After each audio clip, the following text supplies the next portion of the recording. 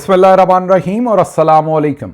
8 दिसंबर पाकिस्तान में पीर की शाम और सबसे पहले time tracker Asim Munir's de facto martial law या डिफेक्टो मिलिट्री राज का 9वां दिन, 9th डे।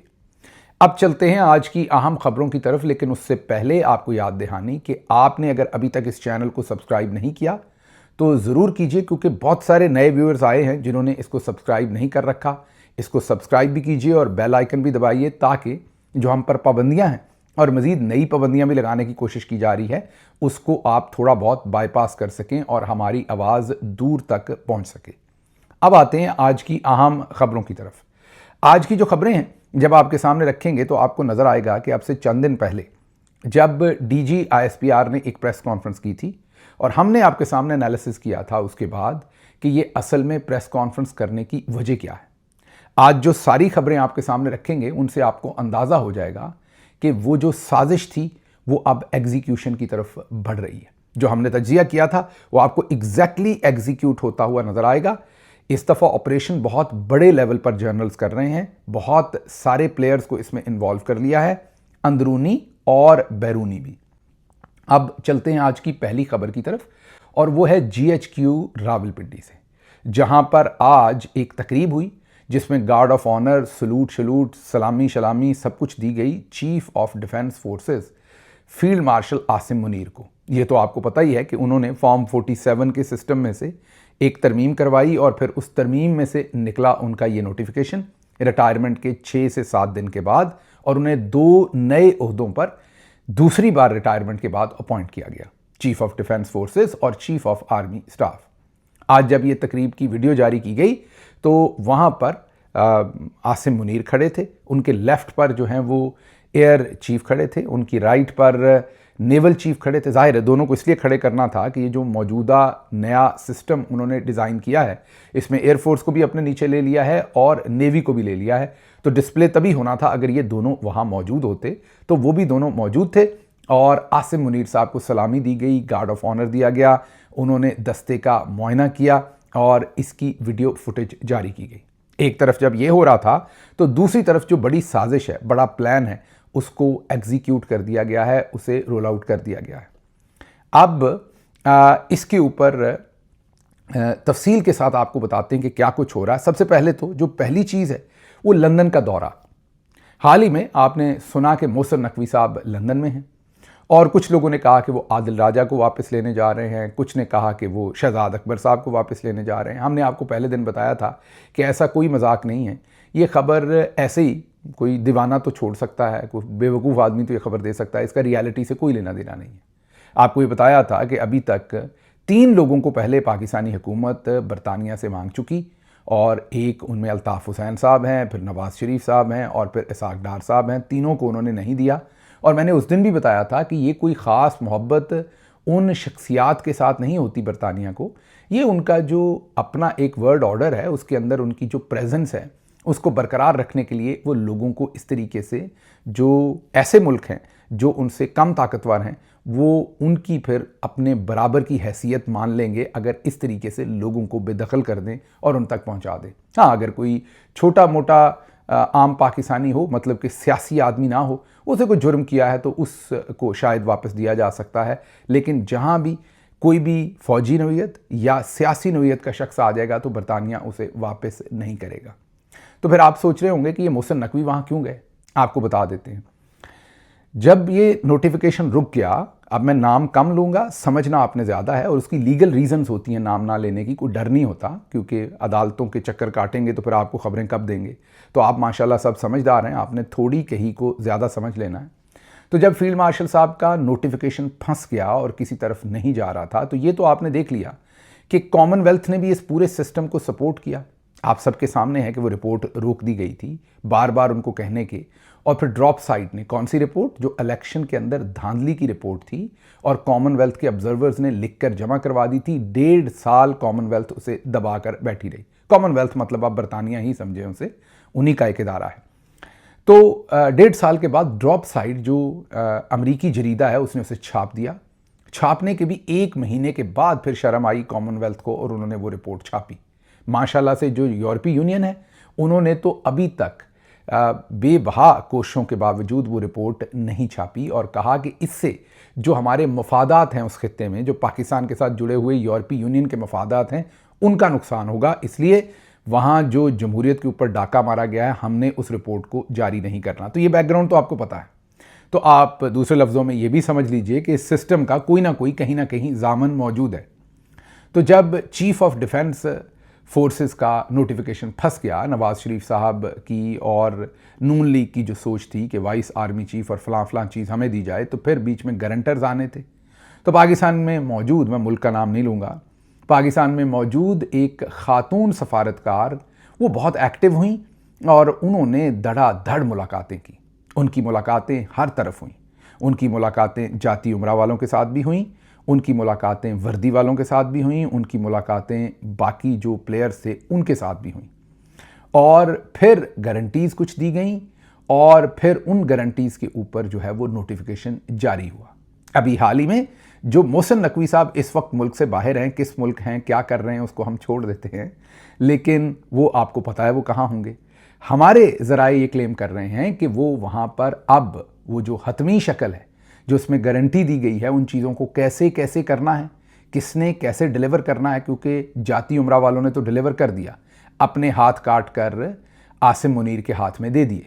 अब आसिम मुनीर ने वापस कब देना है, उनके नुमाइंदे के तौर पर मोहसिन नकवी वहाँ पर है। तो अगर आपको कोई ये बताए कि मोहसिन नकवी बरतानिया में इसलिए हैं कि वो किसी पाकिस्तानी को वापस लेके जाना चाहते हैं, तो ऐसा कोई मजाक नहीं है। इसमें ना कुछ संजीदगी है, ना कुछ ऐसा हो सकता है, ना कर सकते हैं। उनको भी पता है। उस वक्त उन्होंने सिर्फ ये फाइलें शाइलें इसलिए दी ताकि ज़रा डिस्कशन जो है वो चीफ ऑफ डिफेंस फोर्सेस और आसिम मुनीर के चीफ ऑफ आर्मी स्टाफ का जो नोटिफिकेशन है उससे हट के दूसरी तरफ जाए। वरना उनको पता है कि ये नामुमकिन है, ये मुमकिन नहीं है कि बरतानिया उन्हें वहाँ से कोई शख्स देगा। तो वही वाला जहाँ से उन्हें जाग लगा है वहाँ पहुँचे हैं और अब वहाँ पर वो बताएंगे कि उन लोगों की मेहरबानी से, शरीफों ने तो जो देना था दे दिया, अब आप बताइए कि आप जो वादे आपने उनसे किए गारंटर्स के साथ, वो कब कब आप डिलीवर करेंगे। हमारी ये भी इत्तलात है जो कि अल्लाह करे दुरुस्त हों, लेकिन ये जो आखिरी पार्ट है इसकी मैं ज़िम्मेदारी पूरी तरह नहीं ले सकता, लेकिन ये मेरा तज्जिया ज़्यादा समझ लीजिए और इन्फॉर्मेशन कम समझ लीजिए। वो ये है कि शायद अब ये जो मुल्क है इम्पॉर्टेंट, ये आसिम मुनीर और दूसरों को कहें कि आप हमें भी साथ बहुत ज़्यादा एक्सपोज कर रहे हैं, तो इंसानी हकूक़ की पामाली को थोड़ा कम करें, विजिबिलिटी कम करें उसकी जो आप डंडा चला रहे हैं। ये मेरा ख्याल है। आई कैन बी रॉन्ग, अभी तक तो खैर उन्होंने परवाह नहीं की, लेकिन हो सकता है अब वो परवाह करें, क्योंकि चीज़ें बहुत ही विविड हो गई हैं। और जिस तरीके से इमरान खान साहब को आइसोलेट रखा, इंटरनेशनल मीडिया ने पिछले दिनों बहुत ज़्यादा कवरेज दी है उस सारे मामले को। अब चलते हैं ज़रा अगली खबर की तरफ। आखिरकार आसमा जहांगीर साहबा की बेटी, आखिरकार मैं कह रहा हूँ, मुनीज़े जहांगीर बोली हैं, वो खामोश ही रही हैं इस सारे टाइम में। और मैंने आपको पहले भी कहा कि जो पाकिस्तानी लिबरल्स हैं उनका एक बहुत बड़ा डायलेमा है। वो जाहिर है दिल से, अंदर से कहीं ना कहीं वो अपने आप को प्रो डेमोक्रेसी समझते हैं, होंगे भी शायद किसी हद तक, लेकिन फिर उनके अपने ज़ाती मफादात भी जुड़े होते हैं इन सब चीज़ों के साथ। फिर वो ये भी समझते हैं कि वो एंटी इस्टेब्लिशमेंट हैं, फिर उनके मफादात जुड़े हुए हैं सिस्टम के अंदर, और फिर उनकी पसंद और नापसंद भी है।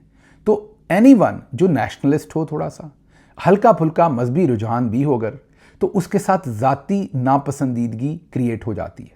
उसके बाद उस शख्स का मेरिट क्या है इसको नज़रअंदाज कर दिया जाता है, अपने ही असूलों को नज़रअंदाज कर दिया जाता है, और अपनी जो ईगो है और अपनी पसंद है वो गालिब आ जाती है और उस शख्स को पसे पुश्त उसके राइट्स को डाल दिया जाता है। मसलन आप देखेंगे पाकिस्तान में इंसानी हकूक़ के अलमबरदार जो मिसिंग पर्सन है उस पर बोलेंगे, बोलना भी चाहिए, मैं ये नहीं कह रहा, लेकिन मुरीद के ऊपर नहीं बोलेंगे।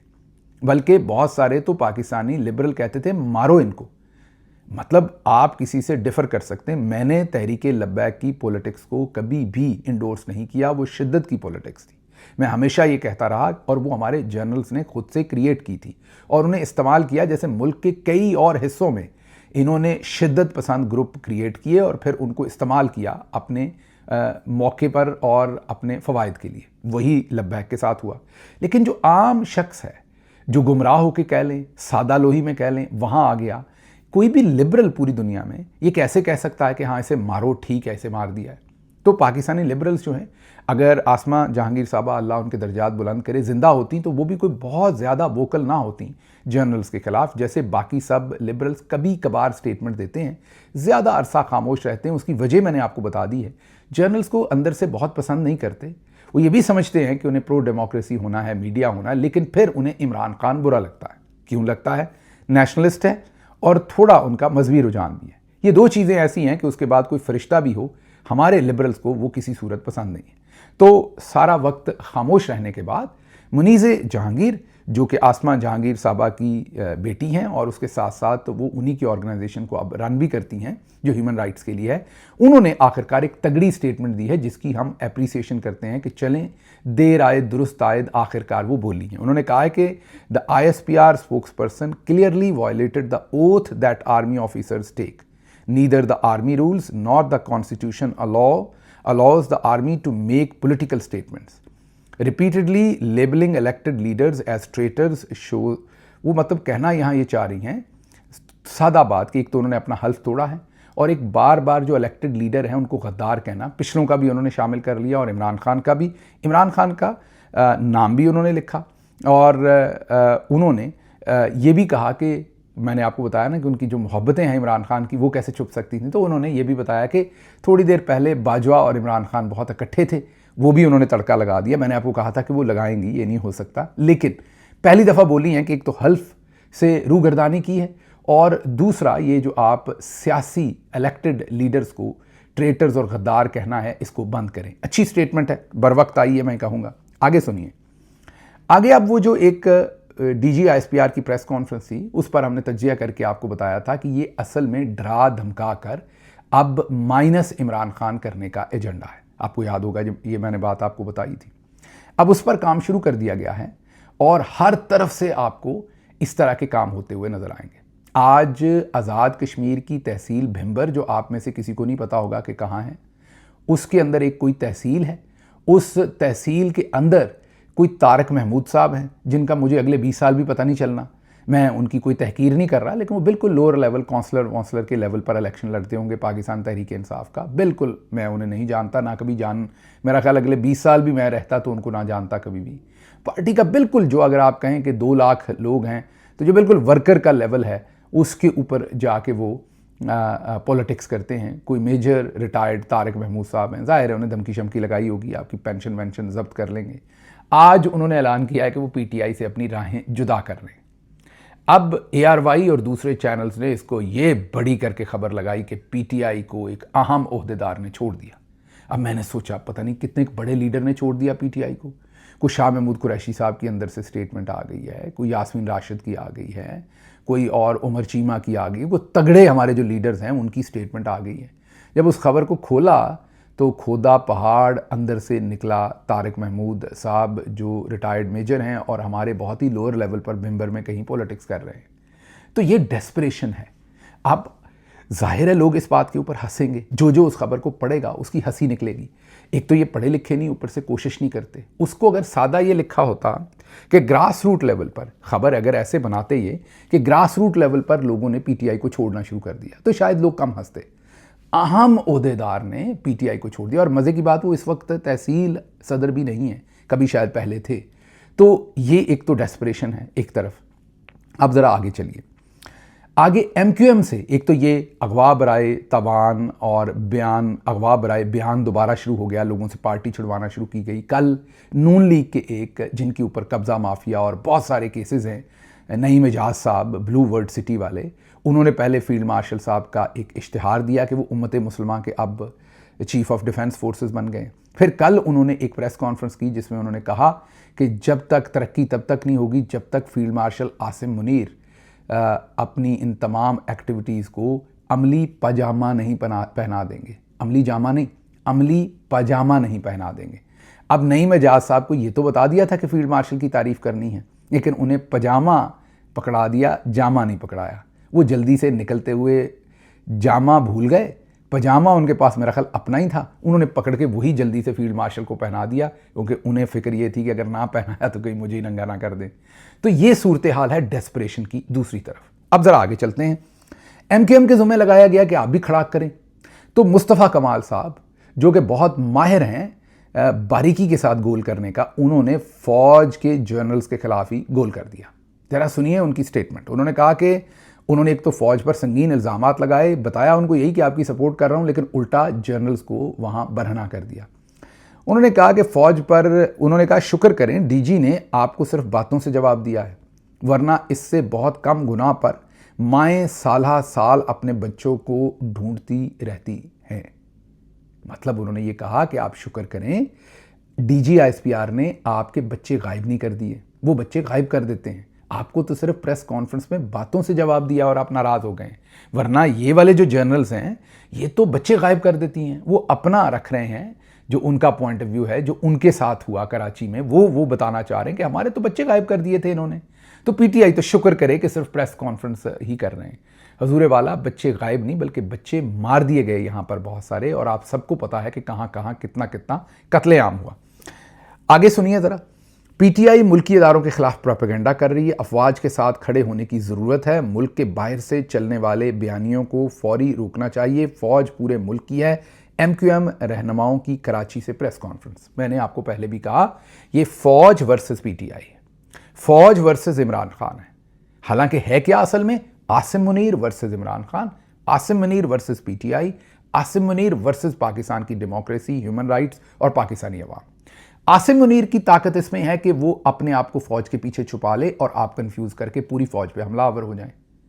मैंने बार बार कहा कि मैं ये कभी नहीं कहता कि फ़ौज के अंदर 5,000, 10,000, 50,000, 1 लाख बंदा भी अगर 7 लाख में जिन्होंने गलत काम किए हैं, उन सब का एहतसाब होना चाहिए आखिर पर, उन्हें सजाएं मिलनी चाहिए जैसे हर जगह पर दुनिया में मिलती हैं जहां कानून शिकनी होती है।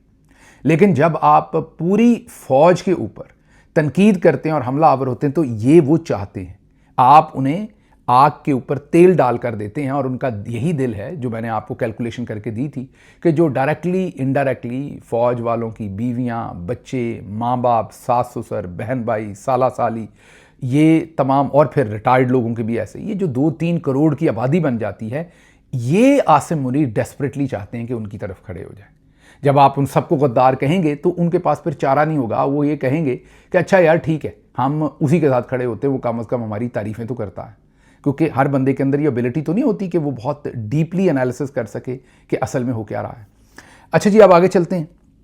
सिंध गवर्नमेंट ने प्लान किया है कि अब उन्हें भी NCCIA जैसी एजेंसी बनानी है। आप सोच रहे होंगे कि उनको भी ज़रूरत पड़ गई कोई कानून के मुताबिक। नहीं, वहाँ पर एक मीटिंग हुई जिसमें ये डिस्कशन किया गया कि ये जो गटर में बच्चा नीचे गिरकर, इब्राहिम नामी नन्ना बच्चा गटर में गिरकर जाँ बहक हो गया था 3 साला, उसके ऊपर सिंध गवर्नमेंट के बड़े लत्ते लिए गए। लेकिन बिल्कुल वैसे ही एक बच्चा लोधरा में गटर के अंदर गिरकर जाँ बहक हुआ, उसके ऊपर किसी ने बात नहीं की और मरीम नवाज़ पर तनकीद नहीं हुई। तो पीपल्स पार्टी की मीटिंग के अंदर ये बात डिस्कस हुई और पता चला कि उन्होंने वहाँ पर जो ये NCCIA और इस तरह के इदारे बनाए हैं और लोगों को खबर देने, ट्वीट करने पर उठा लेते हैं, सिंध को भी वही चाहिए। तो अब सिंध वालों ने भी ये फैसला किया है कि हम भी ऐसी ही अथॉरिटी बनाएंगे और ऐसे ही जालिमाना काम करेंगे कि कोई हमारे खिलाफ भी खबर ना दे सके। माशाल्लाह, है ना, खरबूजे को देखकर खरबूजा रंग पकड़ रहा है ना। आगे चलते हैं। आप अगली खबर जो आपके सामने रखनी है वो जाहिद गशकोरी साहब ने खबर दी है कि यूट्यूब मैनेजमेंट की रिक्वेस्ट पर पाकिस्तानी अथॉरिटीज़ ने रिक्वेस्ट की है। यूट्यूब ने पाकिस्तानी अथॉरिटीज़ की रिक्वेस्ट पर 5,000 से ज़्यादा काबिल एतराज़ वीडियोज़ को रिमूव कर दिया। अच्छा, फिर बहुत सारे लोगों ने हमारे YouTube चैनल के बारे में भी लिखना शुरू किया कि इनकी भी सारी वीडियोस रिमूव हो गई। अच्छा, पहले तो मैं आपको बता दूं कि YouTube का ऐसा कोई कानून नहीं है। ज़्यादा से ज़्यादा पाकिस्तानी गवर्नमेंट ये कर सकती है कि एक MOU या एक ऐसी चीज़ उनके साथ साइन कर ले और उनको ये कहे कि फ़लाँ जो मटीरियल है वो बहुत गलत है हमारे कानून के हिसाब से, तो आप उसे पाकिस्तान के अंदर से रिमूव कर दें। तो शायद YouTube मान ले और पाकिस्तान की हद तक, फॉर एग्जाम्पल इस व्लॉग में अगर ये कोई पॉइंट आउट करते हैं कि ये चीज़ हमारे मुल्की कवानीन के खिलाफ है तो इसे पाकिस्तान में ना चलने दे, तो शायद मुझे अभी भी ये यकीन नहीं है, लेकिन शायद यूट्यूब इसे पाकिस्तान की हद तक रिमूव कर दे, लेकिन बाकी दुनिया में ये व्लॉग फिर भी चलेगा। रही बात हमारी वीडियोज़ की, तो चंद दिन पहले हमारा चैनल हैक हुआ। जब चैनल हैक होता है तो उसमें सबसे पहले लोग आपकी वीडियोज़ को डिलीट करते हैं, लेकिन अच्छी बात यह है कि यूट्यूब आपकी तमाम वीडियोज़ आपको वापस कर देता है। तो जैसे ही उस चैनल को हमने, और हमारे चैनल पर बार बार हमले होते हैं और ये आपको पता है, ये कोई नई बात नहीं है, तो हमारी वो वीडियोस जो हैं वो डिलीट हुई, वापस मिली और अभी वो प्राइवेट हैं, उनको हम आने वाले वक्त में अपनी मर्ज़ी से दोबारा से पब्लिक करेंगे। लेकिन आपको ये बता दें कि ये खबर दुरुस्त नहीं है हमसे रिलेटेड भी और जनरली भी, कि कोई इतनी बड़ी तादाद में पाकिस्तान के कहने पर वीडियोस जो हैं वो यूट्यूब डिलीट करेगा। आप ऐसी मिस इन्फॉर्मेशन सुनेंगे, कान मत धरें और अपने काम के ऊपर फोकस करें।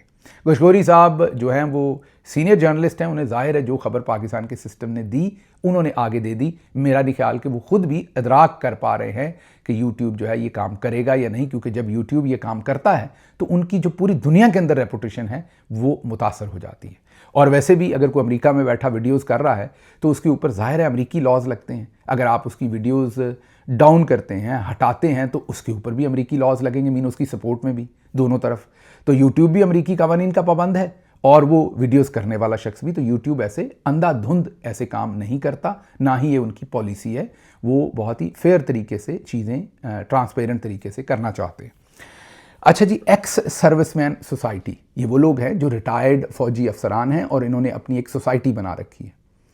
इन्होंने, आपको अंदर की बात बाद में बताते हैं, लेकिन इन्होंने जनरल रिटायर्ड अब्दुल कयूम साहब इसके हेड हैं और इन्होंने अब ये तकाजा किया है कि तहरीक इंसाफ दहशतगर्द जमात बन गई है, इन पर पाबंदी लगाई जाए। चंद दिन पहले इन्होंने ये भी कहा था, याद कीजिए, कि हर जगह पर नौकरियों में हमारा कोटा भी रखा जाए।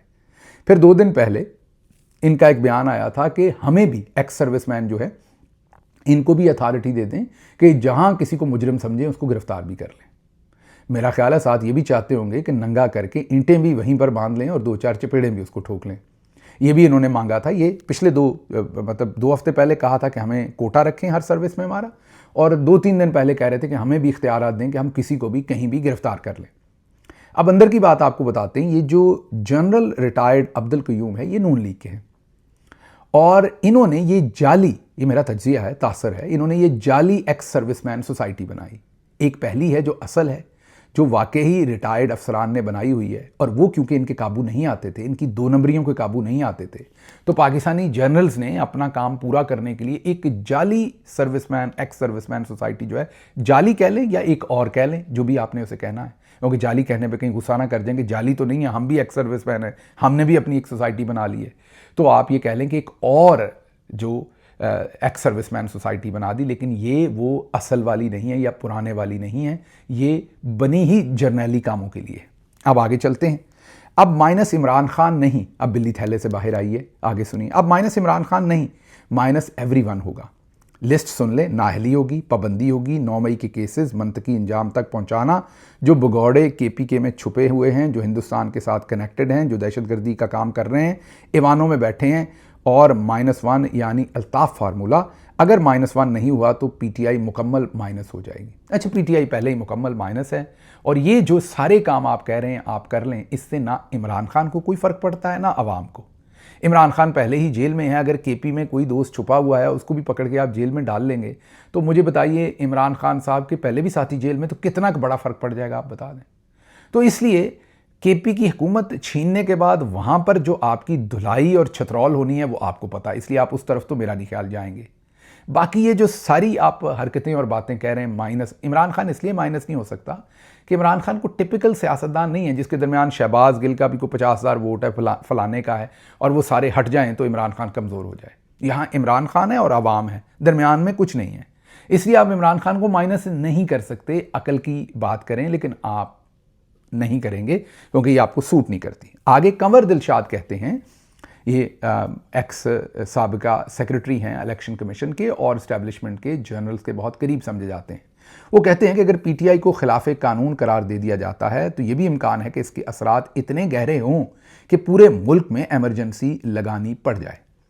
हम एमरजेंसी की तरफ जा रहे हैं और एमरजेंसी की तरफ जाएंगे, तो मुमकिन है ये सिस्टम जिससे लोग बड़े नाला हैं इसे लपेट में ले लिया जाए, मतलब नून और पीपल्स पार्टी भी आखिर पर फारिग कर दी जाए और आसिम मुनीर एमरजेंसी लगाकर ऊपर बैठ जाएं। वो ये कह रहे हैं कि अगर PTI को कलअदम करार दिया गया तो मुल्क में फिर वो होगा जो किसी के कंट्रोल में नहीं होगा और शायद फिर इन्हें एमरजेंसी लगानी पड़े। अच्छा जी, आगे सुहेल वड़ाइच आर्टिकल लिखते हैं। मुझे पता है मैं आज बहुत सारी चीज़ें सिर्फ पढ़ रहा हूँ, ये आपको इसलिए कि लार्जर कैनवस आपको समझ आए कि ये जा किस तरफ को जाए रहे हैं। नून लीग और पीपल्स पार्टी तहरीक इंसाफ की सियासत के खात्मे को कबूल कर चुकी है, क्योंकि उन्हें यह वाज़ेह इशारा मिल गया कि इमरान खान और तहरीक इंसाफ के बारे में जर्नल्स जो हैं उनके पास ऐसे सबूत हैं जिनसे ये साबित होता है कि इमरान खान और उनकी जमात मुल्की अफवाज को तोड़ने और नुकसान पहुंचाने के दर पे हैं। इन्हें यह बावर करवाया गया है कि जनरल्स को तहरीक इंसाफ किसी सूरत कबूल नहीं। लगता है नून लीग अब इस एजेंडे पर आ गई है कि उनकी सियासी बका भी इसी में है कि अगर पाकिस्तान तहरीक इंसाफ और इमरान खान से मुकम्मल जान छूट जाए तो वो भी इस बात पे खुश हैं। तो नून लीग और पीपल्स पार्टी अब जर्नल्स के साथ सुहेल वड़ाइच के मुताबिक एक पेज पर है कि पीटीआई से मुकम्मल तौर पर जान छुड़ा ली जाए। सवाल ये है कि एक पेज पर थे कब नहीं? पिछले 2 साल या 8 फरवरी के इलेक्शन पर ये सारे एक पेज पर नहीं थे? क्या ये कामयाब हो सके? मार धाड़ आप कर सकते हैं, लोगों को डरा सकते हैं, हरास कर सकते हैं, लेकिन नहीं, ये नहीं कर सकते। कामयाब आप इसमें नहीं हो सकते, आप माइनस नहीं कर सकेंगे इंशाल्लाह। बाकी उन्होंने कहा कि ये जो लोग इतने ज़्यादा वीलॉग्स देखते हैं यूट्यूब पे और बयानिया जो है वो डीजी ISPR और सब परेशान हैं, उनके काबू नहीं आ रहा, तो हमें भी खुलकर खेलने दें। उन्होंने कहा है हमें खुलकर खेलने दें तो हम इन पर काबू पा लेंगे। वैसे आपको खुल के उन्होंने खेलने दिया था बेल्जियम में, उसके बाद आप पे मुल्क पर आने पर ही पाबंदी लग गई थी, क्योंकि आप इतना खुलकर खेले थे कि फतवा लगवा देने लगे थे फील्ड मार्शल के ऊपर। याद होगा आपको जब कबूलियत, मकबूलियत, तौबा और पता नहीं क्या कुछ आपने फरमा दिया था। तो अब इस उम्र में आप खुल के ना ही खेलें तो बेहतर है, क्योंकि जब आप खुल के खेलते हैं तो आपने खेलना किसी और चीज़ को समझ रखा है और वो आप खुल के कर देते हैं। जब आप खुल के कर देते हैं तो तोफ़न फैलता है और सारे परेशान होते हैं। तो मेरा मशवरा ये है कि इस वक्त आप हमारे मोहतरम हैं, ओजर को कंट्रोल करें और खुल के जो काम है उसको ज़रा थोड़ा उसके ऊपर कंट्रोल मारें। अच्छा जी, इलेक्शन कमीशन ने अगली खबर यह है कि बैरिस्टर गौहर अली खान को चेयरमैन पीटीआई तस्लीम करने से इनकार कर दिया है। इसके साथ ही तहरीक इंसाफ बाज़ाब्ता तौर पर पार्टी नहीं रही। ये साले जाफ़र का कॉलम है। कबल अज़ीं रजिस्ट्रेशन से महरूम होने के बायस पीटीआई इंतखाबी अमल से बाहर हो चुकी थी। हुकूमत पीटीआई के गैर रजिस्टर्ड होने की बिना पर इसे कल अदम करार देने पर संजीदगी से गौर नहीं कर रही थी, जबकि इलेक्शन कमीशन की जानिब से भी इसकी हैसियत को तस्लीम ना करने, इस पर मुकम्मल पाबंदी आयद किए जाने में रखने का बायस बन रहा था। अब वो कह रहे हैं कि ये काम भी इलेक्शन कमीशन ने मुकम्मल कर दिया, तो तहरीक इंसाफ पर पाबंदी लगने की तरफ रवां दवां है। उसके बाद अगली खबर जो आपके सामने रखेंगे वो तलाल चौधरी कह रहे हैं कि फ़ौज पर तनकीद ब्लैकमेलिंग है, इक़्तिदार की ख्वाहिश है। उन्होंने कहा कि फ़ौज जैसे कौमी इदारे जिसने हालिया माजी में दुश्मन को शिकस्त दी, उसके सरबराह को तनकीद का निशाना बनाना नाकाबिले कबूल है। अदारा हमेशा खामोश नहीं रह सकता। अब वो कहते हैं कि इमरान खान ने हमारे साथ ऐसा सलूक किया जैसा वो अपने कुत्ते शेरू के साथ करते हैं। ये कंप्लेन कर रहे हैं तलाल चौधरी। बहरहाल चीज़ें और भी थीं जो आपके सामने मैंने रखनी थी, लेकिन ये सारी जो खबरें मैंने आपके सामने रखी हैं, फैसल करीम कुंडी साहब का भी आगे ऐसा ही बयान है कि अगर आप फ़ौजी ऑपरेशन होने देंगे तो बच जाएंगे, नहीं होंगे तो आपकी हुकूमत उड़ जाएगी और ये होगा और माइनस हो जाएंगे। तो पूरा जो सिस्टम है सारे का सारा, वो सब मिलकर एक ही काम कर रहा है कि इमरान खान को माइनस करना है। तहरीक इंसाफ के लोग दूसरे सियासत करना चाहते हैं तो कर लें, इमरान खान को हम माइनस कर दें। क्या कामयाब होंगे? अभी से बता देता हूँ, नाकाम होंगे, क्योंकि तहरीक इंसाफ को जो पार्टी के तौर पर तो आप पहले ही ख़त्म कर चुके। पार्टी के तौर पर ना इंतखाबी निशान रहने दिया, ना पार्टी का रैंक एंड फाइल रहने दिया। अब तो इमरान खान जिसको ओहदा दे देंगे वही पार्टी है, क्योंकि रिश्ता इमरान खान और अवाम के दरमियान में डायरेक्ट है। ऐसे हालात में मेरा नहीं ख्याल कि ये लोग किसी सूरत भी कामयाब हो सकेंगे, लेकिन काविशें भरपूर हैं, कोशिशें भरपूर हो रही हैं। देखते हैं कि आने वाले दिनों में क्या होता है। पिछला हमारा जो वीलॉग है उसको, क्योंकि उसमें एक जनरल साहब की भी खबर थी और डकी भाई वाला जो पूरा कारनामा था वो भी हमने एक्सक्लूसिवली सामने रखा कि कैसे डकी भाई के ऊपर MI ने कब्जा कर लिया। उस वीलॉग को टारगेट किया गया है और आपको देखने नहीं दिया गया। उसका लिंक यहाँ ऊपर स्क्रीन में लगा हुआ है। उस वीलॉग को एक दफ़ा ज़रूर देखिए ताकि उसकी व्यूअरशिप ऊपर जाए। मुझे यहाँ से इजाज़त दीजिए। अल्लाह आपका हामी और नासिर हो। पाकिस्तान जिंदाबाद।